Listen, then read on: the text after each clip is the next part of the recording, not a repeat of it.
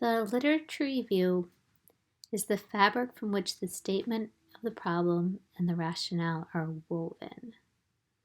So there are literature citations within the literature review that document the need for the study.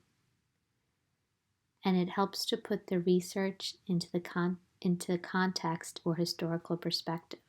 So kind of explaining why this study fits in with the research that has come before it. With references, the researcher identifies how the study fits into the general theme of research in the same problem area. Literature citations highlight what previous researchers have discovered, and it provides a conceptual foundation for the study. A literature review is not merely a comprehensive summary of past studies on a topic. It is a critical synthesis of an area of investigation. It involves interpreting, evaluating, and integrating individual pieces of literature to create a new, original written work. It provides the context for the study. It builds the foundation for the study's intended contribution to professional knowledge. So it sets the stage, it fits the study into the broader picture of the research in that area. Within the literature review, central themes and terms are defined and explained. There could be a tutorial on background issues that the reader may be unfamiliar with. The authors could provide a cohesive summary of techniques unlikely to be known by researchers or clinicians.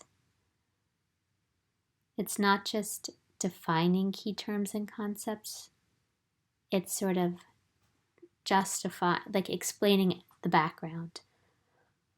What's important, what's already out there, how does the current study, your current plan, fit in to what's already out there? How is your study going to contribute to knowledge in this area? Or a researcher's motivation, it may be motivated by a lack of literature or conflicting results. So you could say there's all this literature in this area, but this area is missing, and that's why I'm going to study this area. Or there are two areas that are in opposition to each other, A and B, and I'm going to come up with the better answer in this study, whether it be A or B. So the critical reader must consider several important questions about any review of the literature, and the questions relate to the structure of the review and the nature of the literature cited. Now, a good literature review is organized from topic to topic, not study to study. So you're not simply summarizing a bunch of studies out there, like study A, study B, study D, study D. What you're doing is you are talking about a topic, and within that topic you might reference 4 different articles. And then you're moving to another topic, and you're going to reference articles in that topic. So you're not jumping study, stay, study. You're thinking whole topic, whole topic, whole topic. And the critical reader should ask, so what? How do you know that? And why do you think so? Remember, just because it's written, just because it's published, that doesn't mean it is a good study, or it is a perfect study, or it is the be-all and end-all. So what is the supporting evidence in this literature review? The supporting evidence would be the other articles that are referenced, or the literature citation. The literature citations let the reader know how the research substantiates the researcher's claims. You, as a reader, should be wary of claims for which no argument is made or little evidence is provided. statements without citations. The reader must also determine whether the review is critical of previous literature and whether the criticism is objective, unbiased, and justified. So, the researcher should stay partial, but we all carry biases.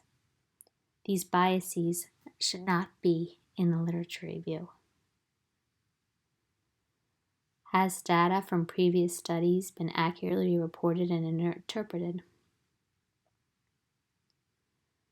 Were the conclusions of the previous research fairly criticized? Or was it like kind of over the top? Remember I said there are competing research groups that might kind of go after each other?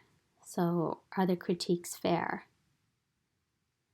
Readers should also raise several questions regarding the citations themselves. How thorough is the review of the literature? Were key references omitted? Now, it's difficult to judge the thoroughness of a literature review without familiarity of relevant literature. But if you become an expert in one area, you're going to become familiar with the literature in that area. And the introductions, you'll kind of see the same references over and over again. If you become familiar with one area, you're going to start to recognize the papers that are cited in the literature review. It's also important to note the dates of the literature citations. Has recent work been overlooked? That doesn't mean that older references should not be cited.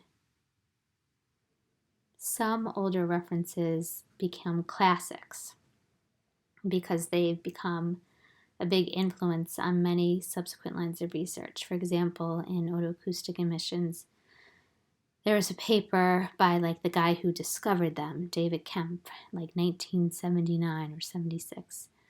And that is referenced over and over and over and over again. But if you're reading a different paper on otoacoustic emissions and some random studies that you haven't really heard from, the 90s, early 2000s are referenced, why are obscure studies referenced? What's happening in the current research? What do we know right now? And that should be referenced.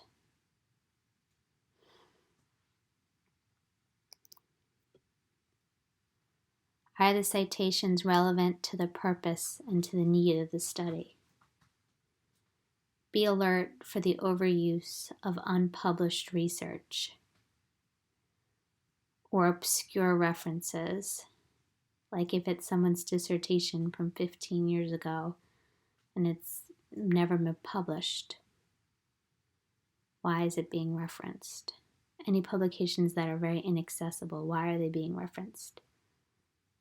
Right? Is it the researcher really stretching to set up his or her study?